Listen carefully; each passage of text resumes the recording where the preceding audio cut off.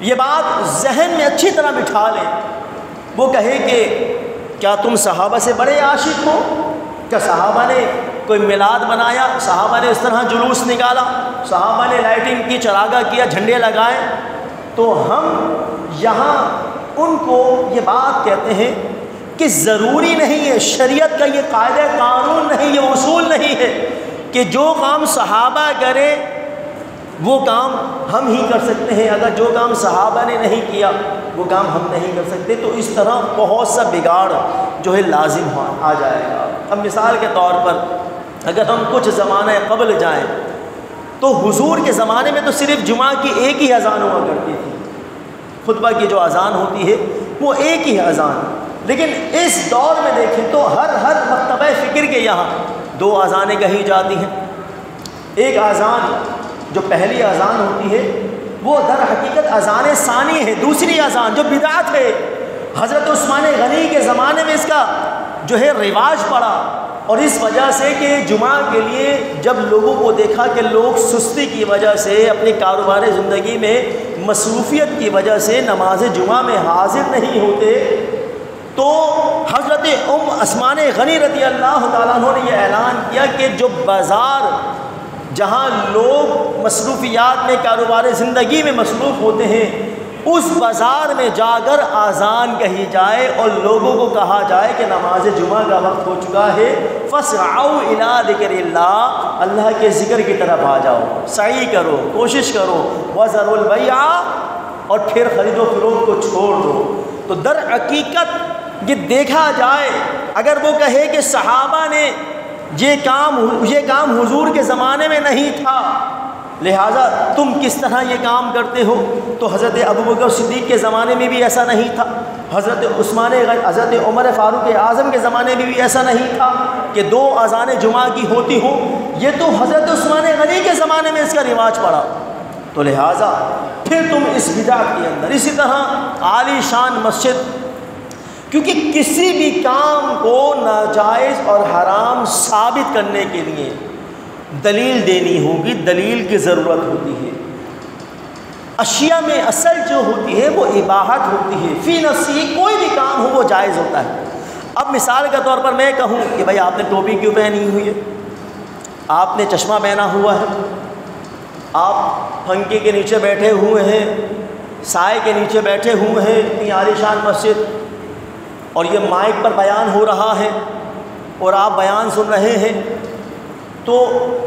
میں آپ سے کہوں تو یہ کیا ہے، آپ کیا کہیں گے؟ بھائی یہ جائز ہے،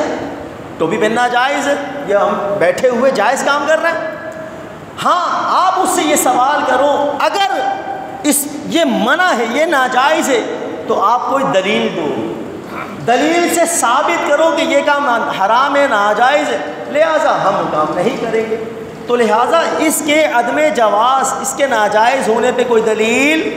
نہیں ہے، لہٰذا پھر یہ کام کیسے ناجائز ہو سکتا ہے؟ لہٰذا اگر کوئی اسی طرح آپ مسجد کے مینار اور مسجد کے گنبد، یہ صحابہ کے، یہ حضور کے زمانے میں نہیں تھا اس کا رواج، یہ تو بعد میں صحابہ کے زمانے بھی نہیں، یہ تو بہت صدیوں کے بعد یہ عالی شان مساجد اور یہ گنبد اور مینارے کا یہ رواج پڑا۔ تو بہت سے افعال تو ایسے ہیں